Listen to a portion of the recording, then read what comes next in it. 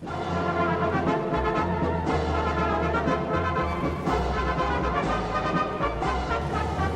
and well, this is the Focke-Wulf 190 A5U2, otherwise known as that 190 without any machine guns.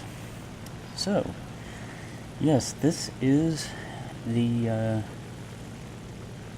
latest of the 190 models added into the game, and it is a 6.0 aircraft, only armed with two MG151 20mm cannon, and as you can see, no machine guns. However, they are modeled into the airframe. So, yeah. And for the first match of today, we are starting off on the, I don't know how to pronounce it. Is it Guina Highlands? I don't know. Yeah, and at the start of this match I was actually a little AFK, which is why... Or I was outside of the game. I had alt-tabbed out for, to look at something. So, yeah. Anywho. So, this aircraft in this match is actually only half spaded. There are, and this is at, 5,000-6,000 meters. So you're going to see a half spaded 190 at 6,000 meters, and then I've got two more matches after this, and the final one being one that's spaded at down on the deck. And the 190.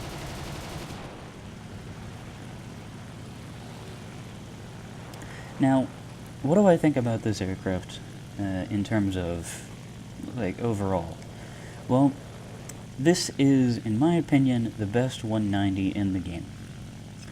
Not for its armament, but because of its handling characteristics. This is the most maneuverable 190 in the game, hands down. It is the lightest 190. It has the best climb rate. It's definitely the fastest. It has the best integer retention. It is the best 190 in the game in terms of handling characteristics. In terms of armament, that definitely has to go to the 190 A5U12, which most of you who are who have been playing this game for around 2 years or so, or maybe even more than that, would know it as the 190 A5U2 before Gaijin split it into the U12 and this thing. Now, what does this thing have in terms of secondary armament? Well, it's the exact same that the U2 used to get, except it doesn't get the cannon pod. It only gets the rockets, the bombs, and that's your lot. The bombs, however, is 4 50 kilos, a single 250 kilo, or a single 500 kilo. And the rockets are the standard 210 centimeters, or the standard 21 centimeters, or 210 millimeter rockets. They are also, as standard, mounted in the rocket tubes underneath the wings. And as standard also, they can be set to detonate at whatever distance you want, up to 1 kilometer, or just set to impact. Now, probably the biggest question with this aircraft is the armament. How does it perform? Well, when stock, straight out of the box, obviously nobody's going to want to fly this aircraft. For the guns, at least. And the reason for that is because it's a 190 that's stock. It's not very good when stock, obviously, but anyone who's gone down this far in the 190 tree is going to expect that.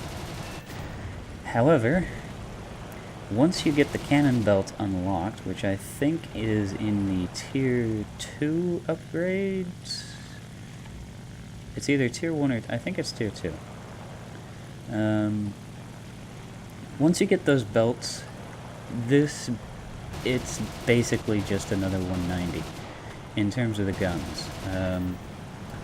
Think of it as basically when you get this thing's gun belts, when you get the 20mm cannon belts, think of this thing as an A1 if it only had two 20mm. That's what this thing is like when it's stock.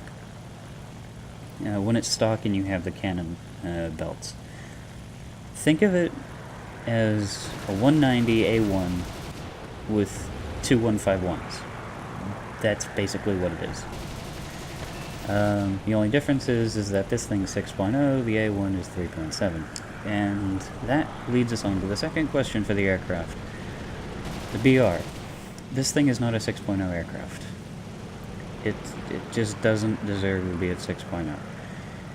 I have no idea. Well, actually, no, I do know why it's at 6.0, and it's because it's the U2. It used to get the cannon pod, then they took it off. In terms of the bomb load, I still don't see why this thing is at 6.0. It doesn't have the bomb load really to be at this BR. I mean, for Christ's sake, the 190 D13 Dora in the German line has the capability of carrying a 500 kilo bomb and four 50 kilos along with it, and it has three 151s as opposed to this thing's two. And even at 5.3, the 190 F8, which is supposed to be the ground attack variant of the 190, has the capability of getting two 30mm Mk103 cannon pods or a 1,000 kilo bomb with 450 kilos. So this thing, for its bomb load, doesn't deserve to be at 6.0 either, and for the armament, it doesn't deserve to be at 6.0.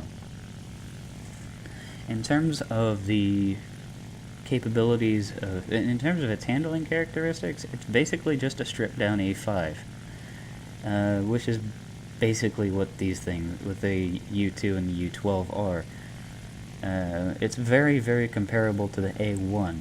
The only difference, obviously, is that this thing has 151s instead of MGFFMs. And it doesn't have any machine guns, which is probably the first thing that you might have noticed when I started firing in this thing. This is the only 190 in the game that does not have any machine guns, which is kind of a good news, bad news situation. It's a good thing because you don't have the extra weight of the machine guns. However, it does mean that when you it does mean that you don't have anything to back up the cannon if you're out of ammunition, and that's the end of the match for me. And moving on to the second match. So here's the second match, and while the last match showed the high altitude capabilities of a half-spaded A5U2, this is an A5U2, I think, with the engine injection and still kind of missing the cover. If not, then on this one I didn't have the cover and the engine injection. But anyway, this will show kind of the low altitude capabilities as well as strafing and stuff like that, and its maneuverability. So yeah, the A5U2, as I was saying in the previous match, since it doesn't have the machine guns, it means that for realistic pilots, when your cannons are dry, that's your lot. You gotta go back home. And for arcade, it means that you don't really have anything to fire back while your cannons are reloading, which is pretty much the only benefit to the machine guns in the 190. They're not going to do anything, but at least it's something that you're shooting. Dornier 217. Cripple his aircraft.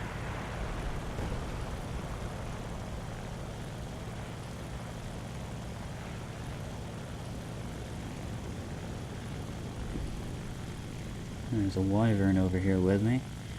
At the sound of the engine, and I think that's a Lincoln that's being assaulted by a 109.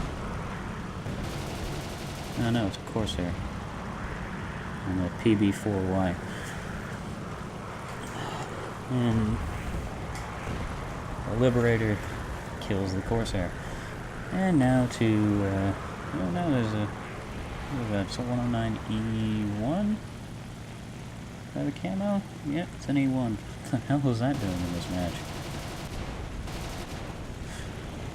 And he's dead too. Well, this match is not really doing all that great, is it? But anyway, King Cobra, there we go, first kill. No idea what that is. It's a 109 by the looks of it. Got him. Save the Wyvern. Kill number 2. So, in terms of this thing's ground attack capabilities, where does this thing really sit? Well, I would say this thing is not a ground attack aircraft. It's okay in that role, but it's not really where this thing's strengths are. It doesn't have the bomb load really for good ground attack capabilities, even in arcade. In realistic, this thing is the worst ground attack aircraft that you can fly in the German tree, aside from a 109. But even in arcade with a bomb reload of about 4 minutes, 3 to 4 minutes, you really don't want to be using this thing in the ground attack role. And the reason is because it only gets one bomb. It only gets one 500 or one 250, and to be honest, nobody wants to use the 250. Everyone's going to use the 500. And the 50 kilos, there's only 4 of them for 1, and 2, the most that they can take out is a light pillbox, so nobody's going to use those either. The rockets aren't really designed for taking out pillboxes or tanks. The rockets are more designed for shooting down bombers, which leads us on to the second role of the 190, a bomber hunter. This is the one 190 in the game that is, aside from the A1 variant, that is a very, very poor bomber hunter. And the reason is because of its meager armament. The A1, at its BR of 3.7, at the very least, because of the fact that it has 4 machine guns and the FFMs, at its BR can kill bombers with efficiency. However, equivalent tier BF-109s and equivalent tier, like the Cannon Mustang I'm about to shoot down, or who is about to die, rather, they're much better for shooting down bombers at their own tier. This aircraft is even worse as a bomber hunter in comparison to the A1, and the reason is because this thing goes up against B-17s, B-29s, Lancasters, Lincolns. Hell, I even saw quite a few Halifaxes in this match, although they were probably, while I was flying this thing out, that was probably just fail platooning or fail squatting. So yeah, this is not really good for anti-bomber work. Even with the rockets, and unless you're talking about a bomber like a Lincoln, or not a Lincoln, like a Wellington or a Halifax that manages to get itself up into that high tier of the match, this thing really isn't good for shooting down bombers, and I wouldn't even use this thing against B-25s, to be honest. I don't even want to go up against a Japanese bomber in this thing. Dornier 217s are fine, but aside from that, bombers, I don't recommend this thing for shooting down bombers. This thing isn't really a bomber hunter, ground attack plane, boom and zoom oriented air superiority fighter like the other 190s are. This is a straight up air superiority fighter. This aircraft is mostly used for getting into short engagements with enemy aircraft, shooting them down, and then getting the hell out of there. It is very, very maneuverable compared to other 190 models. Easily the most maneuverable 190. Easily has the highest climb rate, has the highest energy retention, and is the most maneuverable 190 in the game. By far. Now, because of that, other aircraft will be surprised by this thing. Because it's so rare to see this aircraft, and because of its pretty piss-poor reputation, in my opinion, this aircraft is very rare, and because of that, it takes a lot of pilots by surprise, like this other 190 here. This is an A8. He's gotten into a turn fight with an A5U2, and he's just got shot down. He probably didn't even notice that there was another 190 on his ass. He probably just thought it was a 109 by the sound of the guns. This is a very, very dangerous aircraft in a turning fight. Surprisingly, like I'm about to show here with this 109 here. It's not very good in a stall fight. However, if you can get it into a vertical scissors, it is very comparable to a 109 in terms of handling characteristics, minus the weight of the aircraft. I've even managed to kill Spitfires in like Mark 5Cs and Mark 5Bs in vertical scissors while under flaps. This thing is a very dangerous aircraft in a turning engagement compared to other 190 models. And once again, the best comparison for this aircraft in terms of its maneuvering capabilities is the A1, and honestly, I think this will outturn the A1.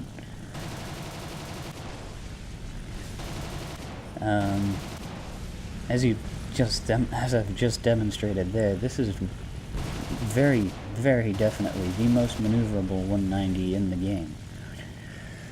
And that is really why I love it. I love all of my 190s for their armament, but this one is the one that I love because of its maneuverability. Also, in terms of the guns, this thing has 500 rounds of ammunition, so 250 rounds in each of the guns, which is a pretty meaty amount of ammunition for 151s. Actually, no, 250 per gun is pretty much standard for 151s, as long as they're not in gun pods. So yeah, it's very good ammunition load.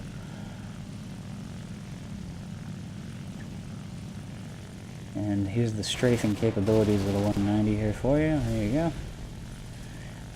For those of you who are wondering what gun convergence I'm using, this aircraft I'm using 800 meters gun convergence. On all of my other 190s, however, excluding the TA-152s, I use 400 meters. The reason for that is because the cannon are so close to the fuselage that they might as well be nose mounted. The F8 and the U-12 I wouldn't recommend using 800 when they are stock. However, if you choose to use the gun pod, switch it to 400 because of the gun pod, and that's an ME-410.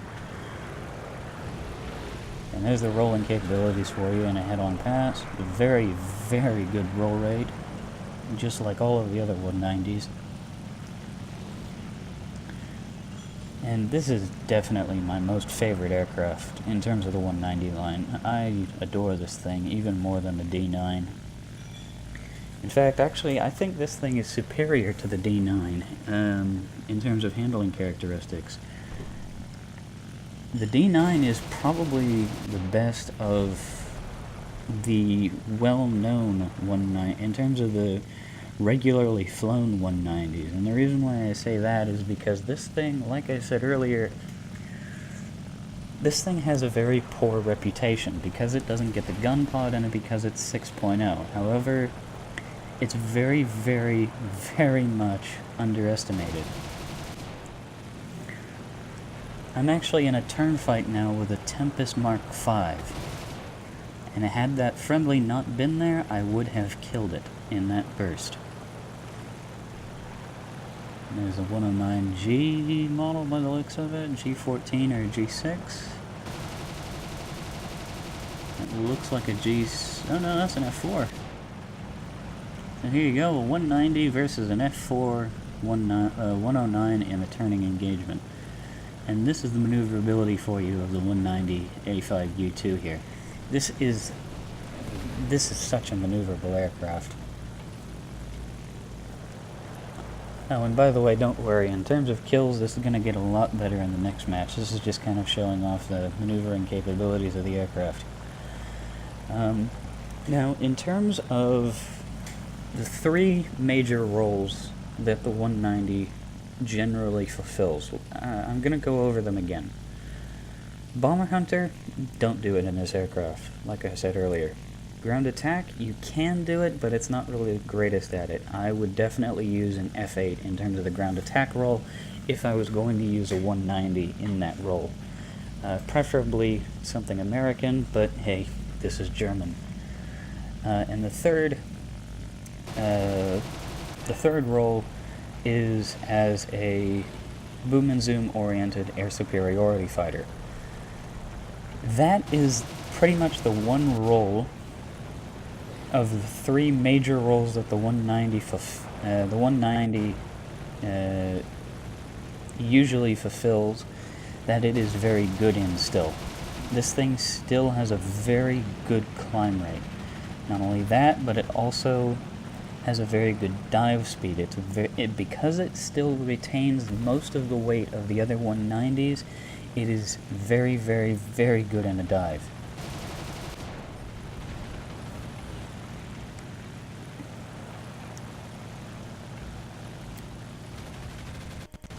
And by the way, for those of you who are wondering what the armor of this aircraft is, it is the exact same as the 190, as the A5U12 and the A5. The standard A5, which is quite a lot of armor for the pilot, as well as an armor plate underneath the engine cowling, and armor plates protecting the radiator in the front of the engine. Basically, the air intake. In terms of realistic handling capabilities, I haven't really taken this thing up into realistic, although I'm very, very, very much wanting to. I definitely like the look of this aircraft, and I'm definitely think I'm going to enjoy it in realistic. For those of you simulator pilots, the cockpit is exactly the same as all other 190s, which gives very good visibility. And that's an A36. That is a 2.7 ground attack aircraft in an 8.0 game, or in a 7.0 game or whatnot. And yes, I do get shot down here, but hey, I got the A36, so whatever. So here we are with the third and final match, and well, this is the last match that I've played before I actually spaded this aircraft. The last upgrade that I had to go on it was the cannon belts, or not the cannon belts, the cannon upgrade itself. So this is going to be, in terms of its performance upgrades, a spaded 190 A5U2. So, the handling characteristics of this aircraft when it is spaded. Well, it is very much capable of matching a 109G in terms of like the G14, G10, G6.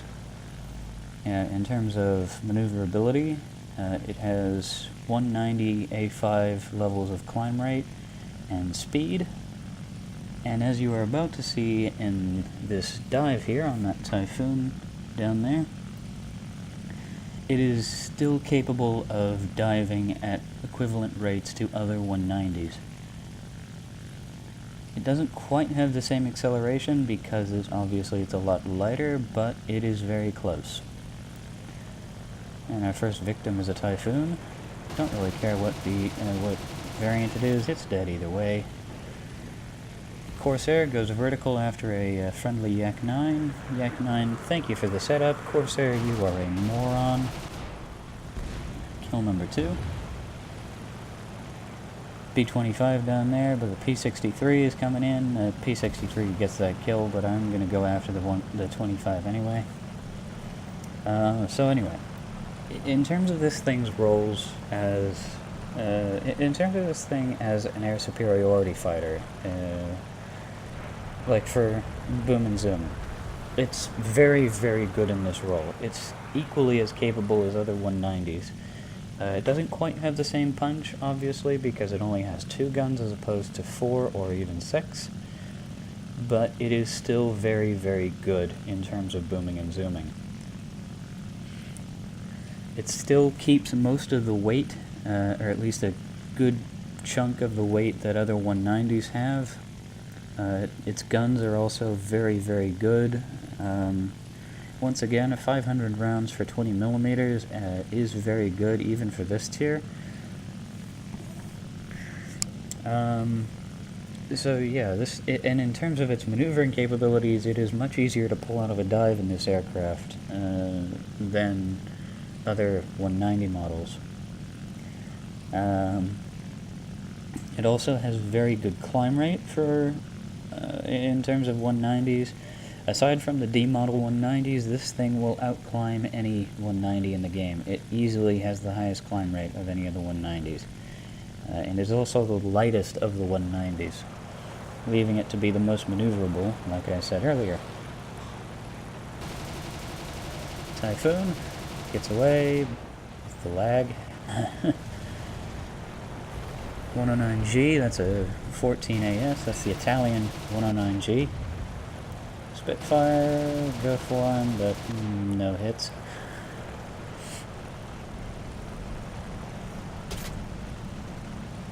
Take a hit from something, go head on with a 109, take his wing and kill his pilot, but take a little bit of engine damage in return. There's a Spitfire 5C back there behind me, so I dive away to get some speed up. But both of those Spitfires are currently engaged. Spitfire 5C makes a head-on maneuver, and none of his shots actually land home. Every shot misses, and I kill his, shoot his wing off and kill his engine. Mark 5B goes past. Pull into a turn to try to re-engage. Almost ram the friendly Spitfire, or friendly Zero rather. But he's taken out by the Zero. So, 4 kills and minor damage in return. No assists. So, there you go. This is maneuvering capability of the 190. Obviously, you don't want to be alone in engaging anything in a turning fight in this aircraft. Once again, you always want to be surrounded by friendlies. Also, in terms of the... here's the climb rate for you, by the way, and energy retention for that matter. This aircraft is a very, very good plane. I absolutely enjoy it. I thoroughly enjoy this aircraft. It is so much fun to fly. By the way, for those of you who want to know anything about the Italian G14, an unfortunate team kill coming up here. There you go, poor P-63 ran straight through my line of fire and got killed. Said sorry in chat though. So yeah, if you want to know anything about the 109 G14, I have made a video both on it, on the G14, the G10, the K4, and the G6. So if you want to know anything about the G14 and the Italian tree, go watch it. Go watch the video on the German G14. As I take a clip from that Bearcat in the engine, and manage to outmaneuver him, get guns on target, and shoot off his wingtip. So yeah, the Italian G14 is virtually identical to the German G14. The only difference with the Italian one is the camo scheme, the engine cowling, which is the same cowling that the G14, that the G10 and the K4 have, by the way, for those of you who want to know. In terms of its physical appearance, it looks exactly like a K4 or a G14, a G10 rather. But in terms of its performance, it is just a G14. There's no difference. The upgrades are the same, the climb rate, speed, turn time is the same. Literally everything's the same. By the way, landing a 190, for those of you who would like to know, once again, is an extreme pain in the ass.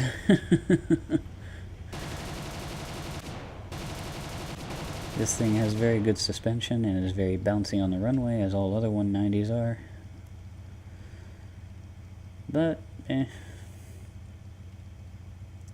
guess that couldn't be a good thing, unless you're trying to cap a runway in arcade. So yeah. Oh, actually, a little bit of information for those of you who are looking forward to the G14 and the Italian tree. If you look on the bottom of the G14 and the Italian tree, it still has the German roundels, the German cross, from the German G14. They didn't actually change those for the Italian roundel. Just a little bit of just a little interesting bit of trivia there for you. So P47D down here, he tries to go into a head-on pass. I ain't having none of that. I already know what a P47 will do in a head-on pass now that the 50 cals have been buffed. LA7 flies past and gets a good hit on the P47 and then takes him out.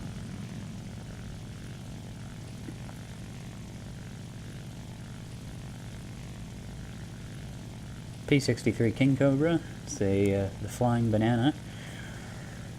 I think this is an A10 or a C5, one of those two. It's an A10. Okay. Not like it matters, the pilot is completely oblivious and gets himself shot down. And hey, look at that, there's a Wildcat over there, going after a P26, while a Firefly moves to provide assistance. There was a lot of low-tier aircraft in this match. As there usually is when you're flying at 6.0 for whatever bizarre reason. And yeah, that was always going to end in a kill for me. Firefly Mark 5, your Mark 5 Hispanos aren't going to save you, pal. There you go, kill number 9. As he goes into a spin. And there's a G55 over there with an LA7. G55, very dangerous aircraft, very capable of shooting down any aircraft in a turn fight, except at low speed and low altitude. And that's kill number 10, no assists, no deaths, for the spaded 190 A5U2. So, for all of those of you who have been looking at this aircraft with kind of speculation as to its effectiveness, there you go. This thing is still a very much an effective aircraft, and I thoroughly recommend this aircraft over any of the other 190s in the game. I would definitely even fly this thing over a D model 190, just for its handling characteristics. This is definitely my favorite of the 190s. As I said, I absolutely, thoroughly enjoy this aircraft.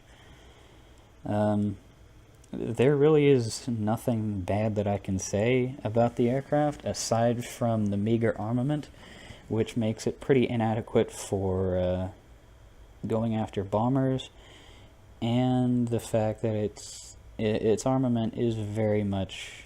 its ground attack ordnance are very poor in terms of going after ground targets. But once again, you can make it work.